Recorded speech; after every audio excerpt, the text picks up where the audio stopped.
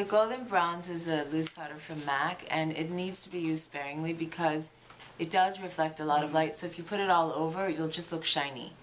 You'll look greasy and oily. So it has to be, done in spots, not just all over. Like, she makes it sound easier than it is. And it's not that hard, but I just want to caution.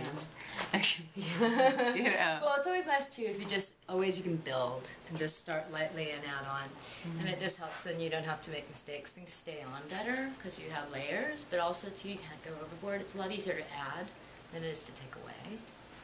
So we started with an idea of more purples, and then we added the maroon to it to make it a more plummy color.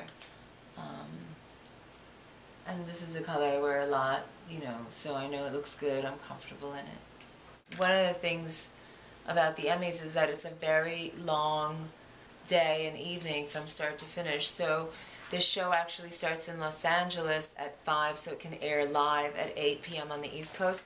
But you get there, and between your car door and the entrance to the theater, never mind finding your seat in the big auditorium, it can often take a couple of hours to get through all the red carpet photos and interviews, and it's very hot, and then on top of it they have a lot of lights and flash bulbs, and you're in this tight dress and the sun is bearing down, so it's hot, and so your makeup needs to last.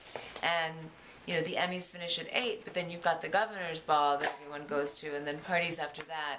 I don't usually make it to many of the parties. I have gone, but in the last couple of years I've kind of petered out earlier than most. But even with that being the case, you really want the makeup to last. You don't want to look like, you're just haggard and tired and the makeup's all running because of the heat by the time you hopefully get to go on stage like we finally did last year.